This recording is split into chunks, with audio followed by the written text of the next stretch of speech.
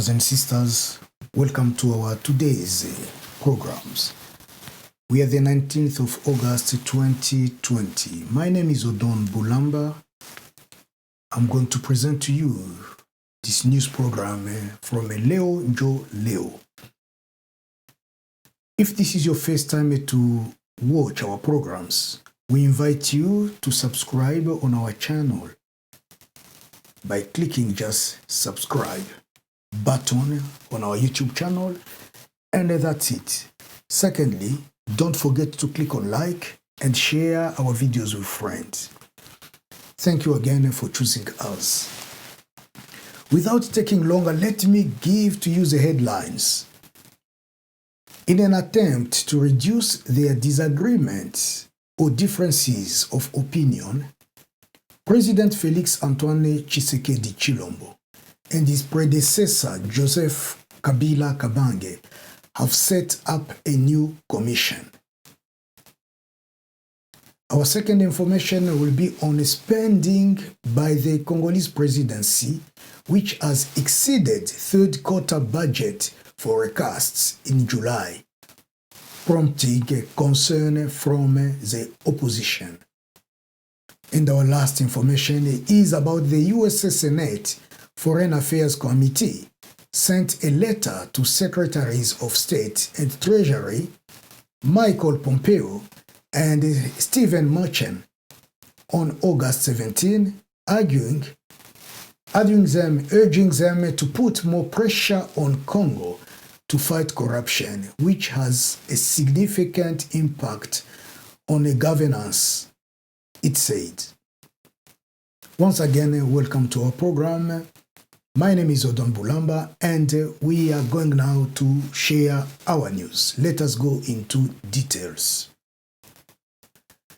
At their meeting on the 2nd of July 2020, President Tshisekedi and his predecessor Kabila found it appropriate to establish a monitoring committee of the coalition agreement between Cap for Change and the Common Front for Congo, FCC in short. This August, both men set up a new and adequate commission to try to eliminate or simplify their differences of opinion. The exclusive mission of this commission is to work on the issues that have been the source of disagreement in the coalition for several months. Although it will be part of the committee monitoring the coalition agreement, the new commission has the task to prepare the next meeting between the President Felix Tshisekedi and his predecessor Joseph Kabila at a later date. On the list submitted for review, as we are talking now, the discussion is in progress. The judicial change proposed by the political platform of Kabila, FCC, and the choice of the next chairperson for the National and Independent Electoral Commission. The body is composed of 88 personalities. 4 of them will come from Cach, and other 4 will come from FCC. And those compared to the 12 for the older or previous committee, I should say. In the new commission, the Cach relies on Nicolas Kazadi, a goodwill ambassador for Felix Tshisekedi, and Peter Kazadi, a UDPS executive, who also is a part of the team, alongside Tete Kabwa Kabwe, who is another personality close to François Beya. And the 4th person from the Cach will be Kitenge Yezu, a representative of Tshisekedi, also joins the commission, while remaining a member of the previous monitoring committee. And just for information of yours, I will tell you that the salary for those who worked in that monitoring committee is of $10,000 per month. Meaning that someone like Kitenge Yezu will work in 2 committees, possibly he may have 2 salaries, $10,000 from each of those 2 committees. On the FCC side, we found Nehemiah Mwilanya Wilonja, Obin Minaku, Raymond Chibanda, and Azarias Ruberwa.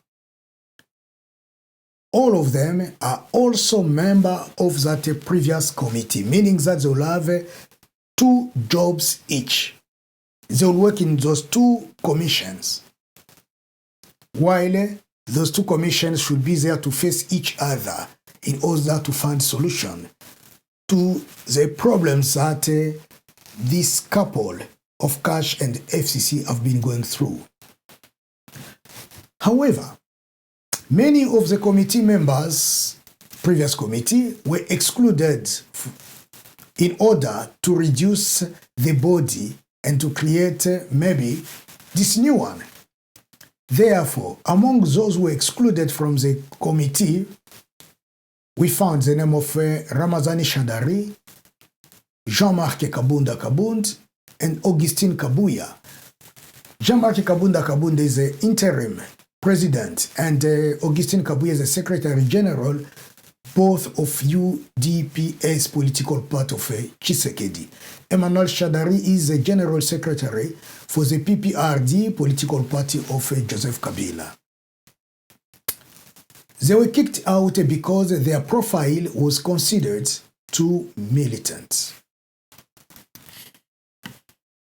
Let's jump into the second point and let us talk about money issue, as the quarterly budget of the presidency consumes in 1 month was somehow shocking. The budget ministers, or budget public ministers, expenditure, commitment plans caps the Congolese presidency forecast for need at 16 million for July, August, and September, respectively. The problem comes up at the end of July. The presidency's spending was already $17.6 million. The Department of Budget published it on its website. According to the former Prime Minister Adolphe Muzito, who is also the coordinator of Lamuka, the leading group of the opposition, since there is no sanction, the presidency will continue to take the share of other state services, as the country faces several crises. That was the word. Those were the word of Adolphe Muzito. As the country faces the COVID-19 pandemic, the Ebola outbreak, measles, and cholera, health spending was about 21 million in July for all those health issues. And for the defense forces, spending was about 23 million. And this is nationwide. But the question is that raises up in people's mind is how comes that the presidency by its own can consume more than $16 million, 17 millions even though, more than $17 million just in 1 month.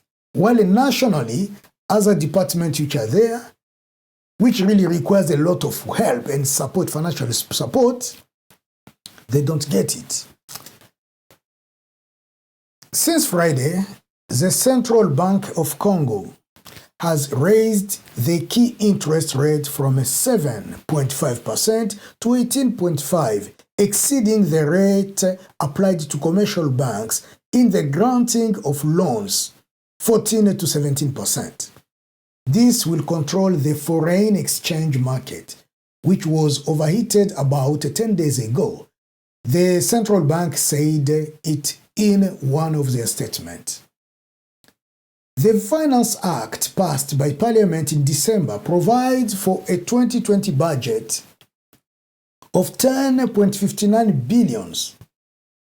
But in February, the Department of Finance released a cash flow plan that was considered consistent with realistic IMF revenue forecasts, which projected only 5.45 billion in spending for slightly lower revenues. The DR Congo has been a little bit in trouble, or maybe under pressure by the US senators who call for more severity on corruption in the country. The letters signatories are Senators James Rich, Robert Menendez, Marco Rubio, Benjamin Cardin, Ted Cruz, Christopher Coons, David Perdue, Cory Booker, and Tim Kaine.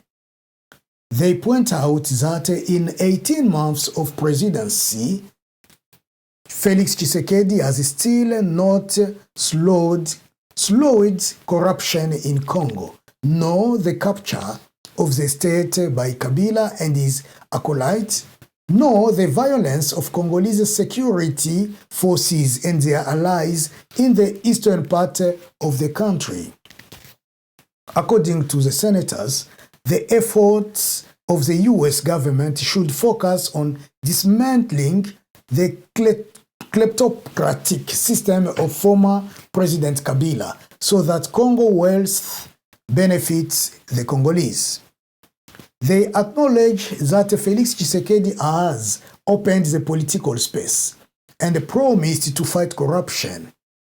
These promises must now be fulfilled.